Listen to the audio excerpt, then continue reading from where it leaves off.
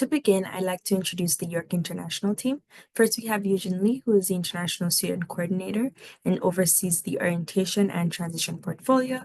As mentioned before, I'm Anika, and these are my colleagues, Tirth and Zhang, who are both student coordinators. By the end of this webinar, it is our hope that students will have more knowledge on the academic expectations relating to teaching, learning, and language instruction at York University, the significance of upholding academic integrity, some key resources that are available to enhance your graduate process, and just talking more about orientation. In terms of the agenda for today, we'll go over your academic expectations. We'll talk a little bit about studying with academic integrity. We'll have a Q&A session, and then we'll look at some upcoming webinars and events. Now I'll hand over to Nikita to talk to us about the York International Student Success Team. Thank you very much, Anika, and to the orientation and transition team for hosting me today. I'm really excited to be here and to share some tips and insights to really help you thrive in graduate school and also navigate Canadian academic culture. But before we jump in, I'd like to quickly introduce myself as well as my team. So, hello, everybody. My name is Nikita Cruz, and I am an International Student Experience Coordinator with the York International Department here at York University. I do manage the Student Success Portfolio, which is all about creating programs and events to really support with your academic and professional growth. I do work with an amazing team of international student work study students who really help bring these programs and initiatives to life. So you might see some of them at our events when you are on campus next term. And so with that, let us dive into today's session. So before we get started, I just wanted to congratulate all of you for your acceptance to York University. I think this is a huge achievement, and you've really picked an amazing place for research, teaching, and learning. And in today's session, we're really hoping to dive into Canadian academic culture, especially when it comes to graduate studies and the dual role that you'll be stepping into. So as graduate students, you'll be balancing your own academic journey while also taking on the role of a teaching assistant, which I mean, if that is applicable to you. So this might mean guiding, facilitating, co-teaching alongside faculty to support with undergraduate courses. And so by the end of today's webinar, we really hope that you will leave with a fresh perspective on how to approach your academic experience here at York University.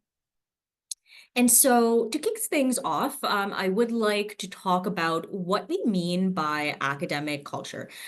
Basically, it's the shared values, practices, and expectations that really shape how we learn, teach, and conduct ourselves within an academic setting. And so you've all probably been a part of academic environments before, whether that is here in Canada, if you have done your undergraduate degree here, or back home. But graduate school has its own unique challenges and opportunities. And so really by understanding academic culture, especially is important for graduate students because it will really influence how you approach learning, research, collaboration, and even in your role as a teaching assistant. So today we'll dive into some of these differences and how that might impact your experience here at York.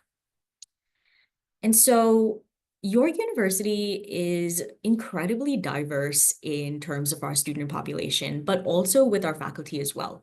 So this means that folks are coming in with different beliefs, perspectives, practices.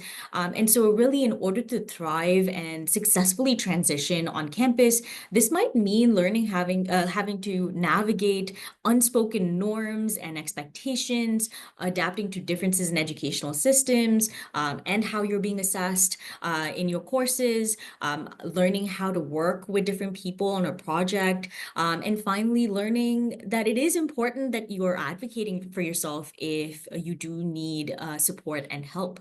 And while some of this might sound similar to what you've done in maybe your undergraduate degrees, graduate school sort of comes with its own distinct challenges and opportunities.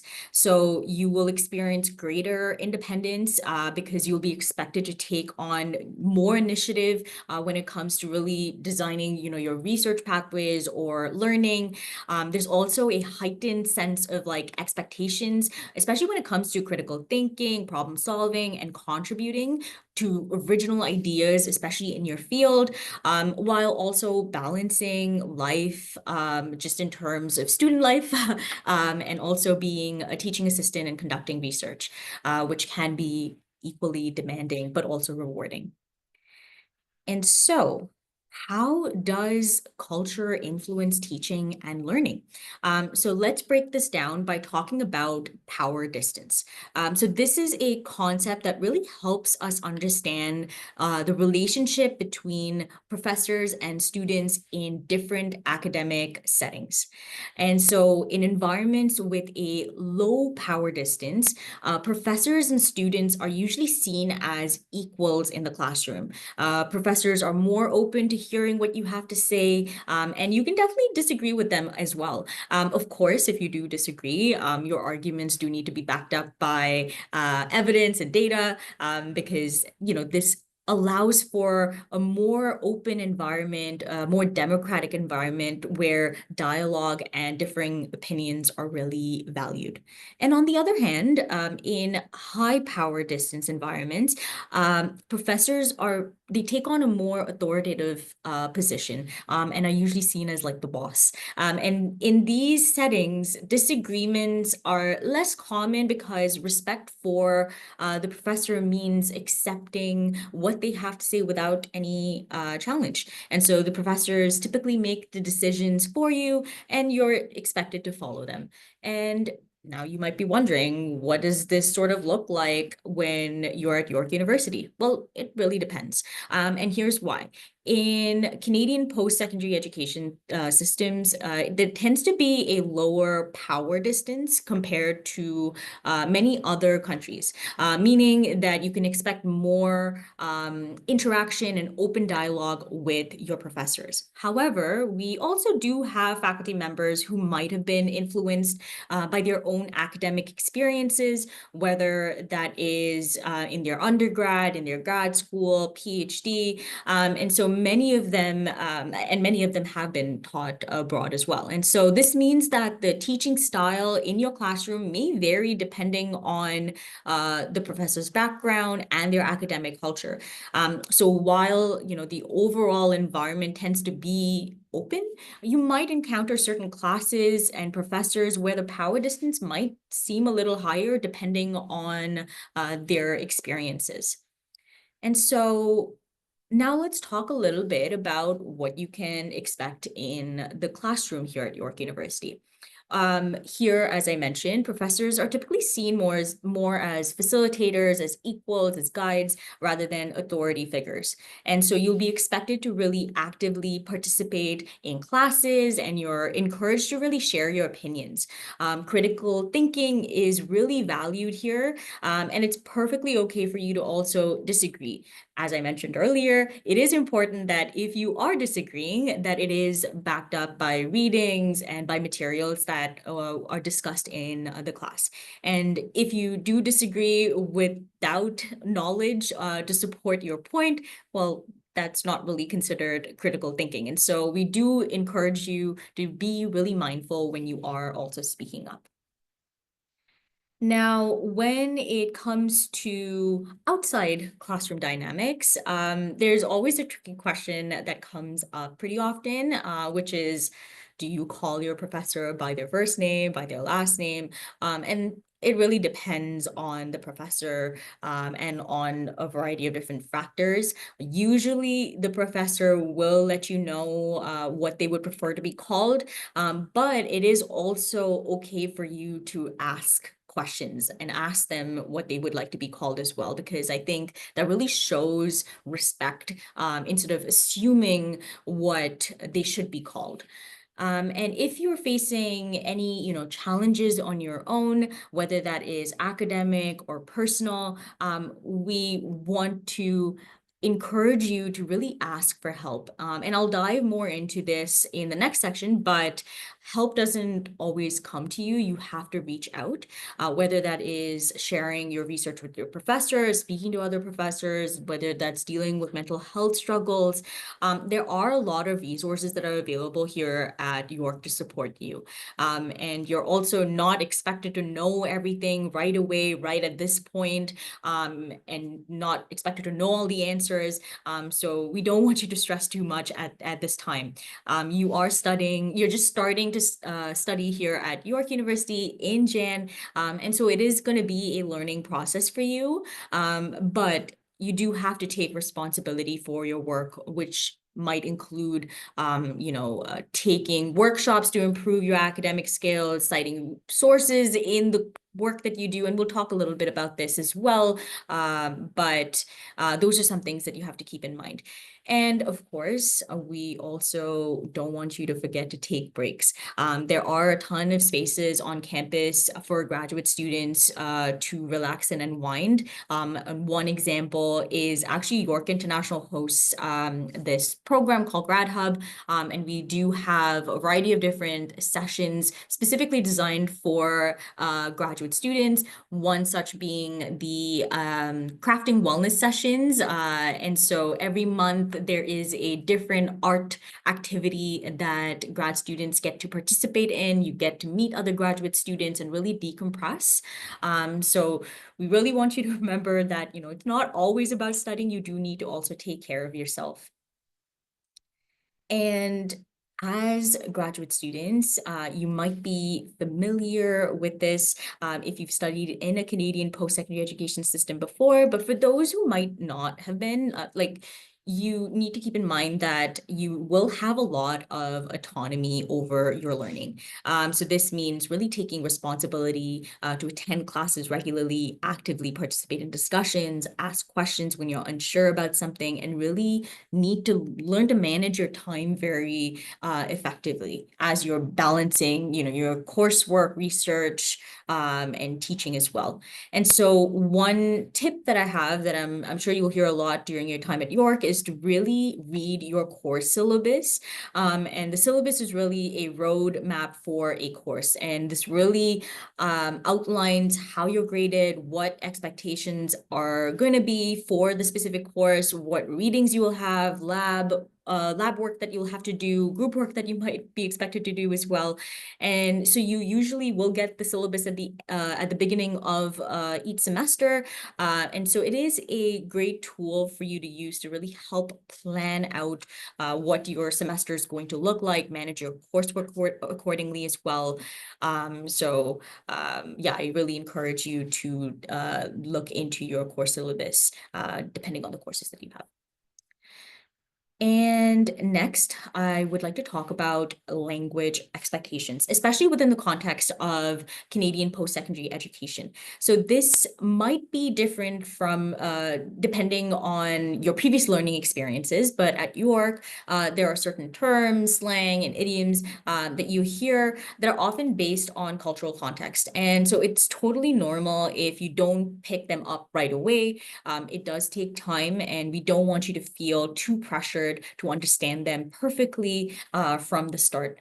And adjusting to using English in your courses, especially academic English, will take a bit of time and energy, but with time, your skills, I'm sure, will improve. And so to help build that confidence, there are lots of different opportunities outside the classroom.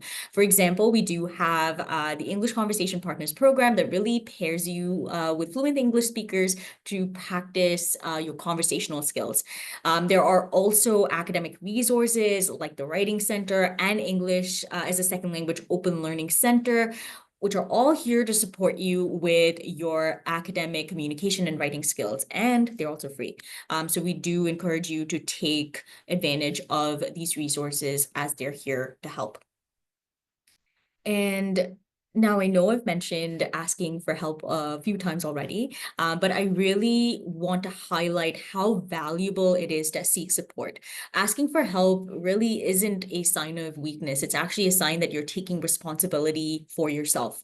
And the truth is, professors and others around you won't always know when you need support unless you communicate openly and reach out. And so it's really important that you're being proactive and you're using resources that are available to you as soon as you get here.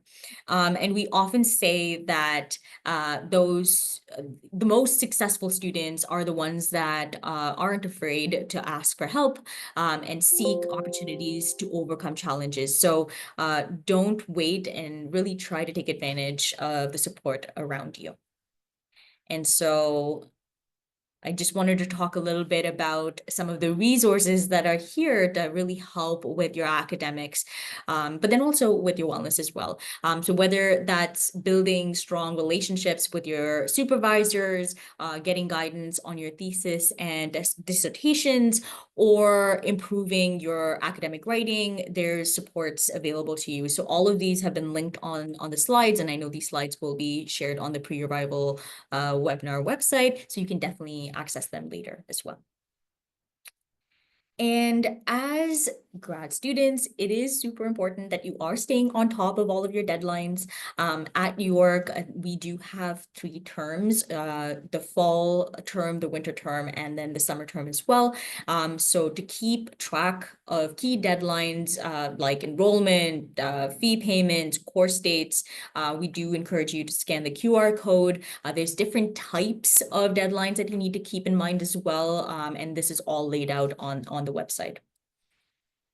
And the next thing that I wanted to share before I pass it off is York has an incoming student checklist that is made just for grad students. And so it walks you through steps to take before and during your first few weeks here. And so I really do recommend checking it out to make your transition as smooth as possible. And now I would like to pass it off to my colleagues, Abby and Angela, to present on what it means to study with integrity here at York. Thanks so much, Nikita, and welcome to York, everyone. My name is Angela Clark, and I am the Academic Integrity Specialist here at York. I work in the Office of the Vice Provost Academic, and my job involves helping everyone at the university with academic integrity matters. So part of that means also developing education to help students understand academic integrity expectations. Now, I'll be co-facilitating this next section along with my colleague in academic integrity. I'll allow him to introduce himself. Hi, everyone. Thank you for coming to this session and visiting our web pages and our links. My name is Abby, and I am the Graduate Academic Affairs Assistant in Faculty of Graduate Studies, and I'm here to co-host and co-present this section of this meeting. Thank you. Great, thank you, Abby. Okay, so here's an overview of what we'll discuss. Firstly, we'll talk about the importance of working with integrity. Then we'll get into what exactly is academic integrity at York. I'll talk about navigating some common academic integrity challenges. I'll also talk a bit about our academic conduct policy, and focus in on breaches and consequences and what those mean. And then more importantly, we'll move on. I'll pass it on to Abby, who will talk about strategies that you can use to avoid academic misconduct. And then he'll also tell you about the Graduate Studies Academic Integrity modules. And then we also have some resources to share with you. So first of all, the importance of working with integrity. So academic integrity at York. As Nikita had said, you're now part of a diverse and inclusive academic community. And we know that everyone brings their own unique experiences and perspectives. So now, for some of you, this might be the first time that you're navigating York's expectations on academic integrity. So I just want to start with, why is it important? Why work with integrity? So Firstly, when you put in your own effort, you're building the knowledge and skills you need to be successful throughout your program and in your future.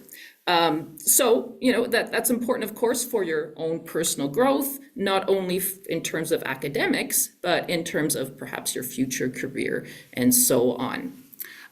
Secondly, earning your degree with integrity demonstrates all of your hard work, your skills, your academic achievements. So that really helps showcase your accomplishments. Also, working with integrity supports fairness, respect, and trust within the academic community. So that's not just your professors and your peers, but that's with everyone within York. And then also upholding academic integrity contributes to the university's reputation, ensuring the value of your degree is recognized. So, that means that, when students work with integrity, it really does help uphold the reputation of York. So when you follow these principles, you're just making sure that your degree holds its value and that it's respected worldwide as well. So I just wanted to, before I move on to the next slide, I just want to say that it isn't just about following the rules, although that's what it may appear to be like. It's about setting yourself up for long-term success. And you're also helping contribute to a positive academic environment. So I know it's easy for me to say this at this point, but I really want to say don't stress too much about this. We have a lot of support available at York, which we'll talk about, so that you can understand and practice the values of academic integrity as you start your journey here. Okay, so I'll move on now to the next slide. Which is, sorry, I think I moved on a little too much.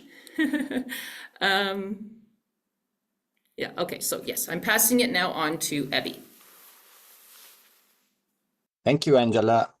As Angela has already touched on some of these tenets, academic integrity has 6 main values: honesty, trust, fairness, respect, responsibility, and courage. All of these apply to both you and York University, and York University is proud to have you as a member who will contribute to the upholding of its credibility, as well as someone who contributes to the progress of knowledge, let's say. Honesty here means you need to be very straightforward and you need to be dealing with everything that needs to be dealt with frankness and with openness. We need to be trustful, we need to keep our promises, and we also aspire to be objective. When we talk about trust, this is a very important factor that we need to take care of, since you and your professors, you and the institute have a mutual relationship, and that is something that we all value. Trust is clarity between what you say and what you do. We also promote transparency in our values, as well as we trust other people the same way that they trust us. When it comes to fairness, we want the rules to be applied to everyone. That is not fair if I get a benefit compared to someone else, and that goes all around. We also want to take responsibility for our own actions, in the sense that we know we are being held for what we do and not what other people do. We also respect the rules, and sorry, I jumped one. The other one is fairness. Fairness means, I think I messed up a little bit. So we want the rules to apply to everyone, and we want to keep an open mind when we want to be fair, and we expect others to be fair to us. We respect the rules, and we also expect that the practices that we are participating in are valued. We want the practices to be open, and we also show empathy, and we want others to show empathy to us. We affirm others and accept differences, because York is a very diverse community, and we recognize the consequences of our actions and words on others and others on us. when we speak about responsibility, we hold ourselves responsible and accountable for our actions. We engage in multiple levels of academic activity with a lot of people. So it is important to always have conversations and be open and speak about things that come our way, even though sometimes silence is easier. We also promote and encourage courage because we want to be brave and stand up for integrity. And we also want to be role models for others so that they also keep on their integrity. And we also want to be powerful enough to, as Nikita mentioned, voice our needs and also mention what is it that we are pursuing. These tenets have been placed together by the International Center for Academic Integrity, and there is a link on the slide that you can see. I'll pass it on to Angela to continue the presentation. Great, thank you, Abby. So I'll switch to the next slide here. Navigating challenges to academic integrity as a graduate student. So as you start your studies at York, I just want to tell you right at the beginning that you will face situations that might test your efforts to maintain academic integrity. It's completely normal. As much as we want everything to go completely smoothly, things do come up. Everyone has challenges, but recognizing these challenges is the first step to addressing them responsibly and to maintain your commitment to academic integrity. So I'm going to point out some things to watch out for. So a common one is demanding schedules with tight deadlines, and balancing all of that with everything that's going on in your life. Maybe it's part-time work. Maybe it's personal commitments. So yeah, that's something definitely to watch out for. And time management techniques can really help with that. So we've got a lot of great time management resources at the university. As well, adjusting to a new academic culture with different expectations. This can be tricky, especially if the expectations are different from what you're used to. As well, peer pressure is another one, right? It's easy to feel like you need to match what others in your program are doing, and this could lead to, some challenges with academic integrity. There's also the stress, anxiety of maintaining certain grades, in order to continue scholarships, or just even maybe there's anxiety about grades because there's a fear of falling behind. So anyway, again, we're going to point you to different resources when it comes to that.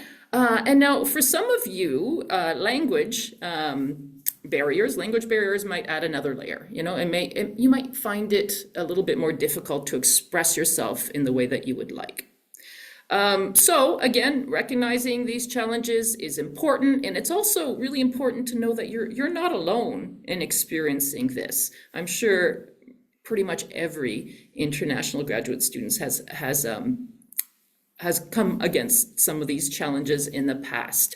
But these don't have to hold you back. Again, I keep talking about these resources at York, that York is full of supports for students, and it definitely is. And we'll supply you with a list of these resources momentarily. And another thing I want to say as well is academic integrity isn't about being perfect. It's about making choices that reflect your own work and your own growth, even when it feels difficult. But I really want you to know that I know you're ready for this. And again, there's so much help and support for you here. So what are the expectations? So we have a new academic conduct policy that came out beginning of September, and it outlines the roles and expectations for everyone in the York community, which includes students, faculty, and staff on the topic of academic integrity. So let's take a closer look at what this means for you. So there's a section, roles and responsibilities, in section 6.1. And specifically, and I really would like you to check out this policy and focus on these sections. And there's the link there in the chat. Specific student responsibilities are outlined in section 6.2. So let me just give you an overview or just give you a couple of examples of what's included within student responsibilities. So one of them is becoming familiar with the educational resources on academic integrity that are available for students through the Office of the Vice Provost Academic, which is where I work, the libraries, they have a lot of great resources, the writing centers, among others. And another thing it says as well, which is new, is when it comes to using artificial intelligent tools like ChatGPT. So there's been a lot of confusion about, can you use these? How do you use these? And it's there in student responsibilities. I just wanted to point out at this point that, if you want to use them, make sure that their use is okay with your professors. And if it is okay, they'll outline some ways that you're okay to use these tools. So just make sure that you're following their expectations and you're citing the use of these tools. Okay, and then moving into breaches of academic integrity, which is section 5.2 of the policy. So you'll hear the terms academic misconduct, you'll hear the terms breaches, sometimes you'll hear the term cheating. So basically, simply put, a breach is any action or attempted action that gives an unfair academic advantage to a student, whether it's to you or to another or someone else within the academic community. So this includes behaviors like cheating, plagiarism, misrepresenting your identity, or even fraudulent or unethical research practices. So you can read over what these mean in that section. So just a closing thought before I pass it back on to Ebby, who's going to talk about strategies to avoid academic misconduct. I don't want to cause fear by showing you this policy and pointing out the breaches as well as the consequences, which actually are in section 5.6, which I encourage you to read over as well. I don't want to cause fear. I just want you to understand that these expectations are important for academic integrity, not just for avoiding mistakes, but for contributing to an overall fair academic environment. So these are our guidelines. And again, if you're ever unsure of what's expected, there's help, there's guidance. You can reach out to me personally if you have questions. And again, we'll supply you and connect you to all the different types of resources. And with that, I'll pass it on to Ebby. Thank you, Angela. Now, when it comes to the strategies to avoid academic misconduct, one of the most important things that you need to remember all the time is that when you are studying at York University, you are subject to some policies. And as Angela just introduced you to the new academic conduct policy, this is a very good resource for you to read over some time. Try to understand what it says and understand the expectations. That's knowing the rule book. Like any other game that you play in your life, you need to know the rules when you study as well. Well, a lot of people think that studying is not a game, but you can look at it that way. The second strategy is to keep what is used from other people's ideas in your writing or in your presentations cited. Citation, citation, citation. One of the most common types of breaches is plagiarism. Sometimes it's intentional, sometimes it's even unintentional. It's very important to know what idea comes to you from where and make sure that you cite it the right way.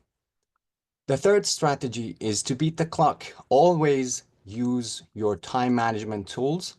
York Spark provides you with many tools that can help you plan your studies. You can create a schedule for yourself, and then you will feel more comfortable and confident when you are dealing with your material and you are preparing for your assignments, exams, and performances. Angela brought the AI into the picture by mentioning that AI has created quite a lot of confusion, and that is one of the things that a lot of students deal with these days. Play nice with AI. Make sure that you are authorized to use any resource related to these generative AI machines by your professor. This has to be authorized. If your professor does not allow it, definitely using the AI would create an unfair advantage. And to make sure that you are able to use it, the best person to ask is your course director or your instructor or your supervisor. That brings us to the referee. This is the person who will judge your performance in whatever context you are and in whatever form you are presenting. Always check with your instructor to make sure that you know the rules, and you can also have access to the academic conduct policy to make sure that you are following what has been put there for students as policy. You need to boost with your resources, and the resources are available at the library. Each program also has some resources available to them. Please make sure that you ask for your programs for your access to the library and the resources that are available. Each program has a liaison librarian that you can speak with and get more help from. One of the other types of breach that is very common is when students work in teams. Make sure that you team up the right way. It's important because when you are working with someone else, if it's not authorized by your instructor or your supervisor, that would be considered a type of breach. It's also important to know that because we are from different cultures, we might somehow be subject to expectations from our friends or from our classmates that we need to help them, or sometimes we might need them to help us. It's very important to make sure that you are not crossing the boundaries of the Senate's policy on academic conduct and you are following the rules. Finally, as you remember, a part of the responsibility was being outspoken, standing up for integrity. And here I would like to emphasize that being a role model in this aspect of your studies is important. Make sure that not only you uphold integrity, but also you encourage other people to follow the same pattern of behavior. Thank you. And now I will turn the slides to Angela to continue. Thanks so much, Ebi. I love those strategies. Those are excellent. And we just want to finish up, really, just talking about some other resources. So there are the graduate student modules that you are required to complete. And Ebi, would you mind saying a few words on that before we move on to the other types of resources? Sure.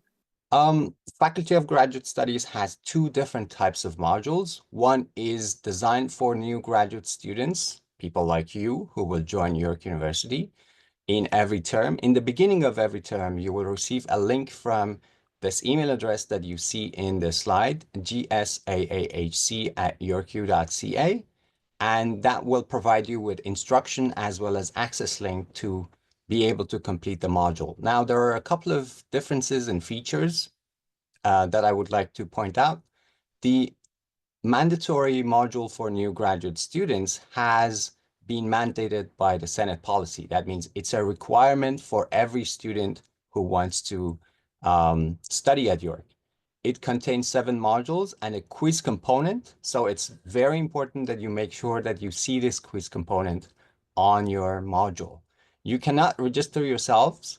You will be provided access through this email address, and it is monitored by gsaahc@yorku.ca. Each module, has a deadline to complete, and when you are completing the module, after the completion, you will receive a certificate. Incomplete status will lead to an alert on students' account that will prevent them from going further in their academic studies. And every time you start a new degree or a new program, you will need to complete this module. This triggers every time there is a new window, basically, in your academic records.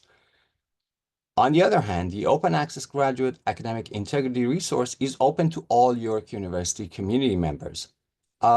It doesn't have a quiz component. You can visit it, you can register, you can complete the module. It's also monitored by gsaahc@yorku.ca.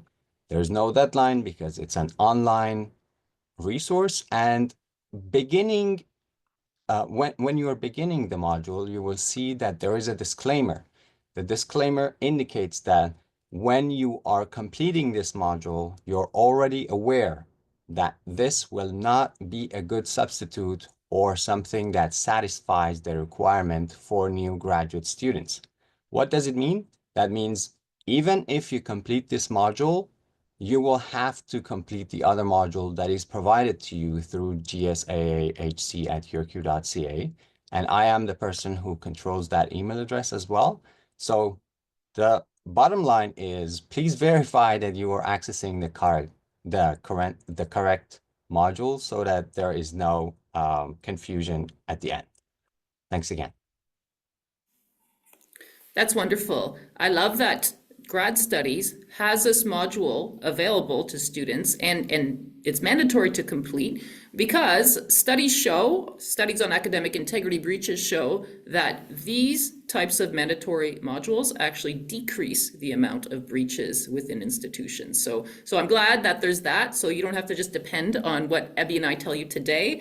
There's also quite a wealth of information available within these modules. Moving on to other types of resources. So here are QR codes. One will take you, and this will come again in the resources area, but one is academic integrity student resources. So these are for all students, not just graduate students. And this is part of the Vice Provost Academic website, which is where I work. And I've put together different types of student resources, specific information on avoiding a breach. There's different academic integrity modules. So the grad studies module is the most relevant for you, but there's other types as well you can check out if you like. And then there's information on academic integrity and artificial intelligence. Now, the second QR code takes you to AI at York, which is a new website on artificial intelligence. And there is a dedicated area for graduate students there. So I encourage you to check those out. Now, there are quite a few resources, as Abby and I have alluded to throughout our presentation, that you can check out. Again, there is the Academic Integrity website for students, avoiding a breach, modules, using resources. There's also information for instructors and TAs. So when you find yourself in a TA role, here's some important information to know as well. Connection to the Senate policy, there's an FAQ area, and contacts. So contacts not just to Abby and I, but also different areas within faculties as well that can help you with academic integrity. There is wellness consultation and counseling service as well. And then as well, there's the York University Graduate Students Association. So there's a link to that. Is there anything else you want to add, Abby? No, thank you for covering all the parts with me. And I think if there are any questions, we'd be happy to address when the Q&A question section comes up. Fantastic. Thanks, everyone. And again, welcome to York.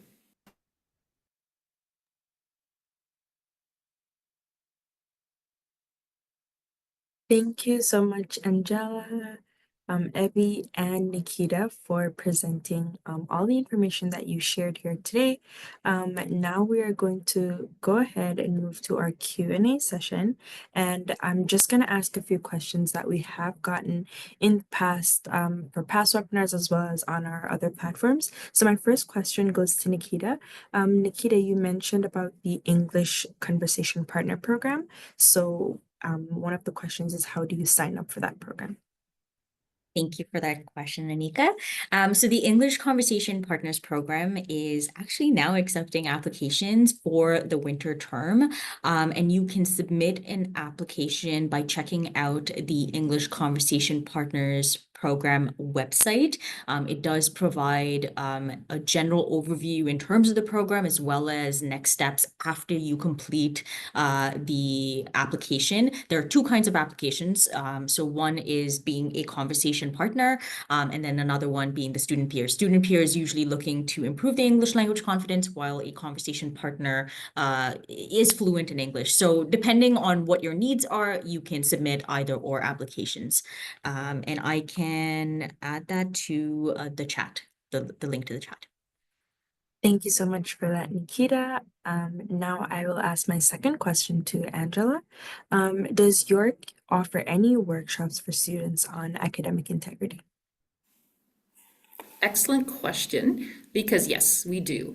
Every 2 weeks, I partner up with the library and we offer a workshop, Academic Integrity, Learn to Stop Worrying About It is the title of this workshop. So if you have any lingering worries about academic integrity, if you've done the module that you're supposed to do as a grad student, I would highly recommend this workshop to you, just even as a refresher as you go through your studies. So it's 90 minutes in length and it's jam-packed. And we talk about all types of misconduct. We present it through scenarios, and then we have follow-up questions. So it's interactive as well. So we get a lot of different students. We do get quite a few graduate students for that one as well. There is another workshop that we facilitate probably a couple times per semester, and that one focuses on generative AI and using it ethically. So what do you need to know as a student? Where is the line? What can you do with it? So if you're interested in any of that information, please look out for it. You can register through the library. Thank you so much for that, Angela. And I can tell you that that is definitely an amazing resource for students who need more help with citing. And then my final question goes to Evie, and that is, where can I find more information about citations, or if I do not know how to cite? Thank you for the question.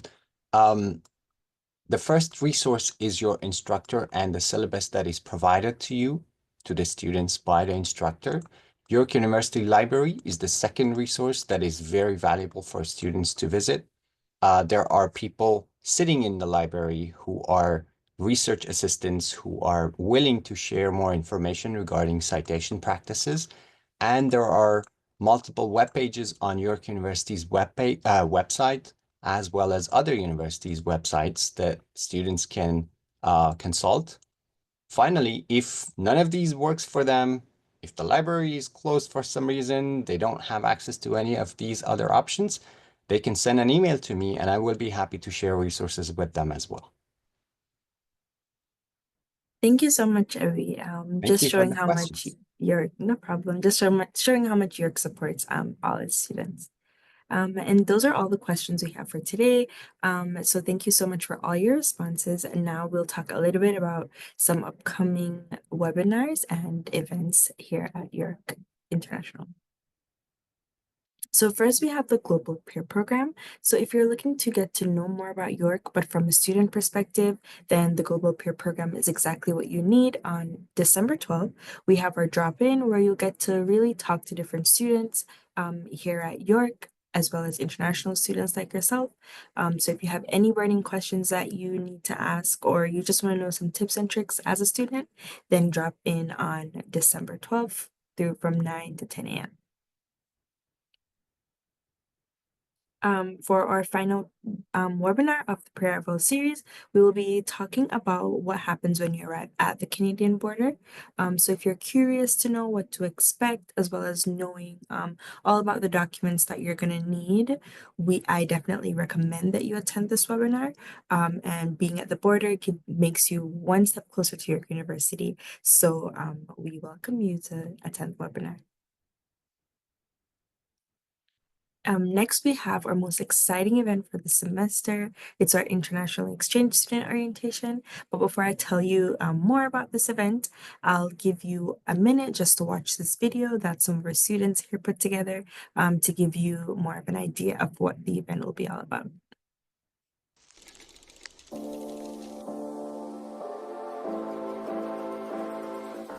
Excited to start your adventure at York? Join us for the International and Exchange Student Orientation and discover all the amazing opportunities waiting for you. Our orientation sessions are designed to give you a strong start, learn about the University Health Insurance Plan, and get vital immigration information. Understanding immigration requirements and your health insurance plan can be daunting. That's why we offer you the chance to meet our advisors directly, ask questions, and get the clarity you need to focus on your studies. Worried about setting up in a new country? We've got you covered.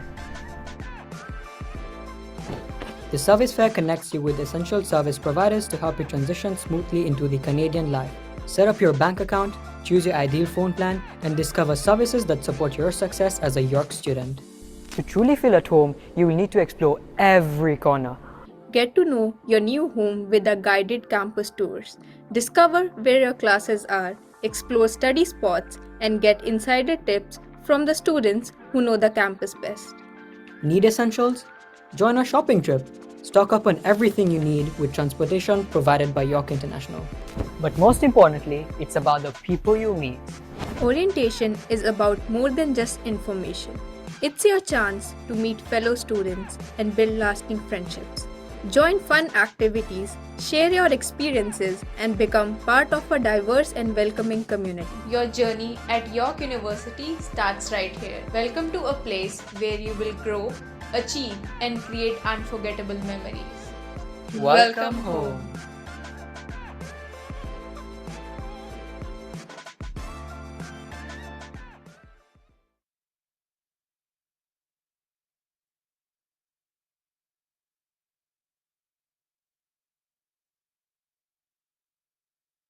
I hope that video made you just as excited as it made me. Now I'll just get into a little bit more of the details on orientation day. Just tell you what will be happening. So our main orientation day will be on January 4th starting at 9 a.m. So as a reminder, this event is only open to international and exchange students. So you'll be joining us for a day filled with fun and excitement, from our shopping trip to Walmart all the way to our campus tour, our service fair. It's a day that you don't want to miss. So you're welcome to join us by scanning the QR code or clicking the link in the chat.